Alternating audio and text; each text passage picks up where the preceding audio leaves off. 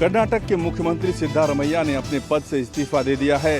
गुरुवार को अपने सरकारी आवास पर मंत्रिमंडल के सहयोगियों के साथ नाश्ता किया।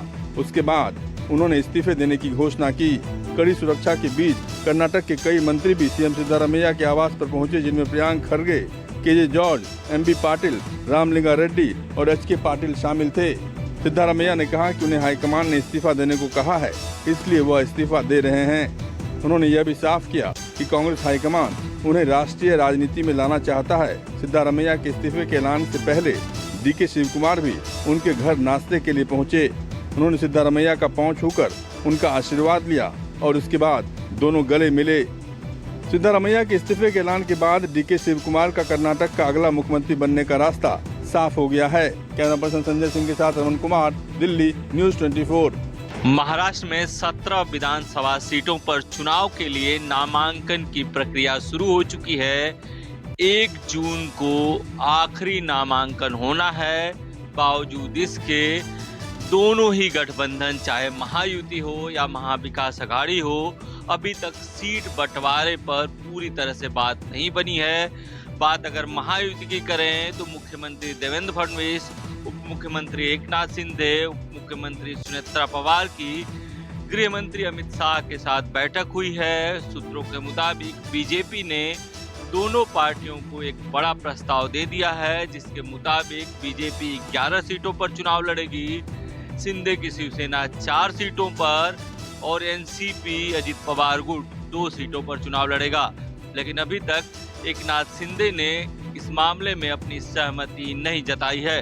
वहीं अगर दूसरी तरफ महाविकास अघाड़ी की बात करें तो महाविकास अघाड़ी के नेताओं की भी कांग्रेस के नेतृत्व में बैठक हुई, जिसमें कांग्रेस की तरफ से प्रस्ताव आया कि 7 सीटों पर कांग्रेस चुनाव लड़े, शिवसेना यूबीटी 6 सीटों पर चुनाव लड़े और 4 सीटों पर एनसीपी शरद चंद्र पवार पार्टी लड़े।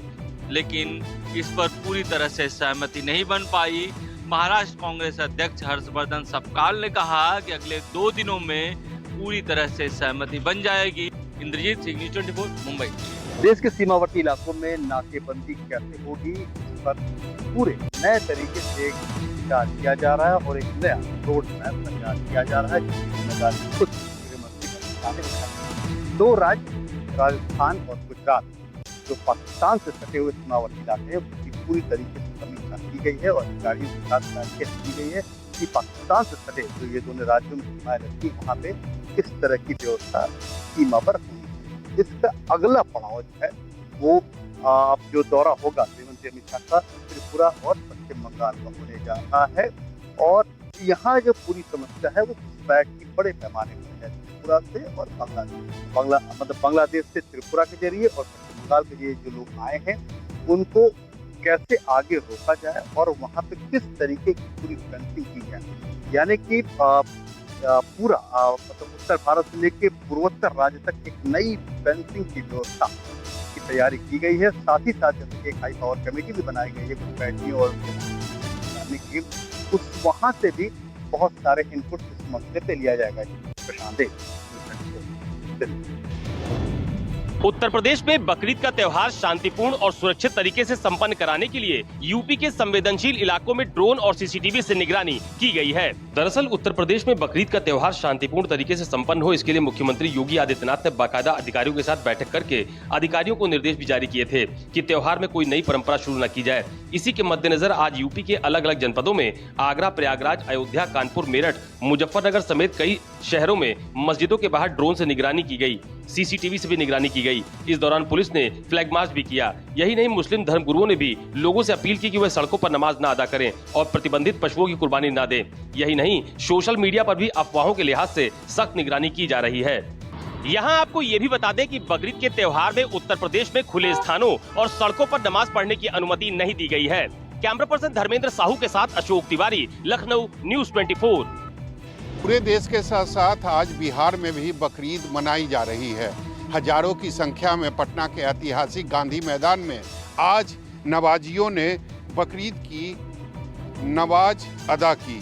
खास बात यह रही कि इस कार्यक्रम में मुख्यमंत्री सम्राट चौधरी शामिल नहीं हुए और उससे भी खास बात यह रही कि पूर्व मुख्यमंत्री नीतीश कुमार और उनके बेटे निशांत कुमार ने भी इस कार्यक्रम से दूरी बनाई।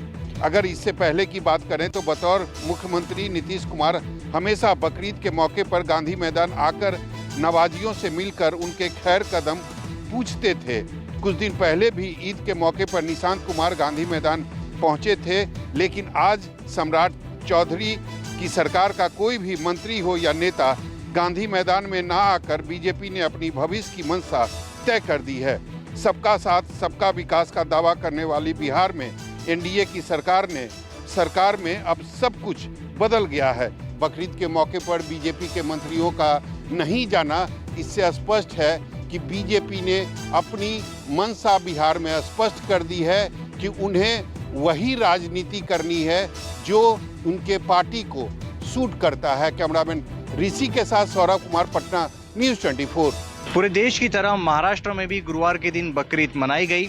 हालांकि इस दौरान महाराष्ट्र में कई जगहों पर विवाद भी देखने को मिला। कल्याण में बकरीद के मौके पर सर्वोदय सृष्टि इलाके में पर्दा लगाकर बकरों की कुर्बानी किए जाने को लेकर हंगामा हो गया। पुलिस और स्थानिक महानगर पालिका की टीम ने मौके पर पहुंचकर कुर्बानी को रोक दिया, जिसके बाद लोगों में नाराजगी देखने को मिली। इस कार्रवाई पर मुस्लिम समाज के लोगों का कहना था कि कुर्बानी के लिए लाए गए बकरों को प्रशासन ने अचानक रोक दिया, जबकि वैकल्पिक जगह काफ़ी छोटी है। उनका आरोप है कि पुलिस ने सिर्फ 2 दिन पहले नोटिस दिया, जबकि ऐसी सूचना 1 महीने पहले दी जानी चाहिए थी ताकि दूसरी व्यवस्था की जा सके। वहीं कल्याण के ही दुर्गाड़ी किले में हिंदुओं के प्रवेश पर रोक लगाने को लेकर माहौल तनावपूर्ण हो गया। इस मुद्दे को लेकर हिंदूवादी संगठनों और शिवसेना बीजेपी कार्यकर्ताओं ने मंदिर में प्रवेश पर लगाए गए प्रतिबंधों को विरोध करते हुए भगवा झंडा लेकर सड़कों पर उतर आए। प्रशासन के खिलाफ नारेबाजी की गई।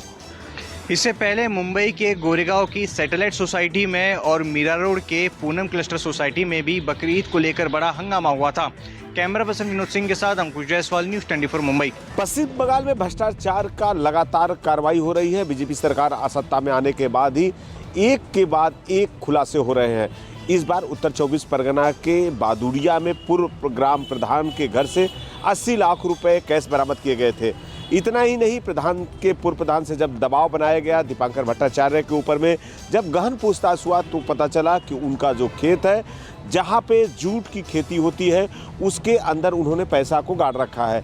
जब वहाँ पे पुलिस प्रशासन जो अधिकारी जब पहुँचे हैं तो वहाँ से करीबन जो 5 बक्सा यानी बोरे में रुपया भरा हुआ था उसे लाकर पूरी रात गिनती हुई है और उसमें से गिनती के बाद 2 करोड़ 24 लाख रुपया उसमें से बरामद कैश किया गया है। तो कह सकते हैं कि भ्रष्टाचार के आरोप में लगातार बीजेपी का शिकंजा कसते जा रहा है। जब से यहाँ पे शुभेंदु अधिकारी मुख्यमंत्री बने हैं तब से टीएमसी के तमाम जो नेता हैं उनके ऊपर भ्रष्टाचार के आरोप लगे थे। उनकी ईडी गिरफ्तारी कर रही है और उनको ऐसे कैश की बरामदी किया जा रहा है जो लोग भ्रष्टाचार से अवैध रूप से लोगों से लिए थे। तो कह सकते हैं कि एक बार फिर से उत्तर 24 परगना के बादुड़िया में बड़ी कार्रवाई किया गया है और अधिकारी अभी भी लगातार यहाँ पे पूर्व प्रधान के ऊपर में शिकंजा कस रहे हैं और फिलहाल कह सकते हैं कि उनके घर से कैश का अंबार मिला है और उनके खेत से 2 करोड़ 24 लाख रुपए मिले थे जिन्होंने अपने खेत के जमीन में गाड़ रखा था। कैमरामैन पंकज के साथ मनोज पांडे, न्यूज़ 24।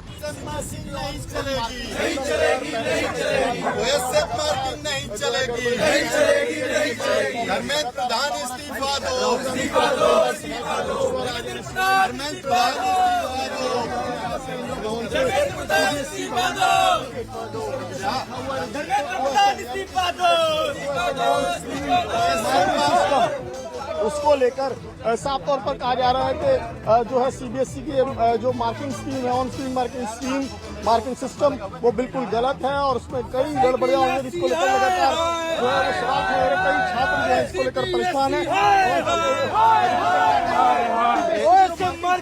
ये हमारी जो सीबीएसई की ओएसएम मार्किंग है उसके खिलाफ हमारा प्रदर्शन है और हम चाहते हैं कि जो बच्चे इससे पीड़ित हो रहे हैं धर्मेंद्र प्रधान उनको मुआवजा दे और तत्काल प्रभाव से अपना इस्तीफा दे। गड़बड़ियां तो हर सिस्टम में होती है। ये जानबूझ करके किया गया घपला है, जानबूझ करके किया गया घोटाला है। जब आपका तंत्र इतना तैयार नहीं था तो आपने जानबूझ करके ओएसएम मार्किंग क्यों करवाई? तो फिलहाल इसी तरीके से इसको लेकर लगातार जो है वो सीबीएसई पर आरोप लग रहे हैं और सीबीएसई जो है इस पूरे मामले को लेकर पहले से ही सवालों के घेरे में है। एमएसएन प्रहलाद के साथ विमल कौशिक, न्यूज़ 24 दिल्ली। पंजाब हरियाणा हिमाचल में गर्मी का कहर लगातार ही जारी है, लेकिन अब लोगों के लिए राहत भरी खबर हो सकती है, क्योंकि मौसम विभाग द्वारा कहा गया कि आने वाले 15 घंटों में चाहे वो पंजाब हो, हरियाणा हो या फिर हिमाचल के कई हिस्सों में जहां पर तेज़ हवाएं भी चलेंगी, इसके साथ साथ गरज के साथ छींटे भी पड़ेंगे और जो मौसम का तापमान है वो धीरे धीरे नीचे आना शुरू हो जाएगा। बेशक जिस तरह से मानसून के आने की भी संभावना जताई जा सकती है कि भारत में मानसून एंटर कर सकता है, लेकिन कहीं ना कहीं जो अल नीनो का प्रभाव है वो मानसून को पूरी तरह से कमज़ोर भी कर सकता है, ऐसी आशंका जताई जा रही है। लेकिन यदि मौसम विभाग की माना जाए तो जिस तरह से वेस्टर्न डिस्टर्बेंस एक्टिव हुआ है तो उसी के चलते ही पंजाब, हरियाणा और हिमाचल के कई हिस्सों में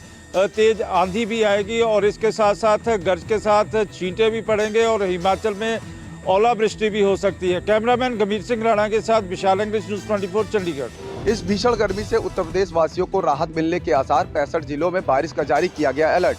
दरअसल नौतपा का आज चौथा दिन है और पूरे प्रदेश में हवा चल रही है और बादलों की आवाजाही लगातार जारी है। 65 जिलों में बारिश का अलर्ट जारी किया है। इसके साथ ही कई जिलों में ओले गिरने के भी आसार जताए हैं। मौसम विभाग के अनुसार 31 मई तक आंधी तूफान के साथ भारी बारिश का सिलसिला जारी रह सकता है। वहीं प्रदेश भर में भीषण गर्मी भी पड़ रही है। मौसम विभाग ने कई जिलों में हीट वेव चलने की संभावना जताई है। बीते कल बांदा में पारा 47.8 पहुंच गया, जो प्रदेश का सबसे गर्म शहर रहा। यहाँ आपको ये भी बता दें, नौतपा और भीषण गर्मी से प्रदेशवासियों को बुरा हाल है। मौसम विभाग के इस अलर्ट से प्रदेशवासियों की राहत के साथ पहुंचाई है। कैमरा पर्सन धर्मेंद्र साहू के साथ मनोज पांडे, लखनऊ, न्यूज़ 24।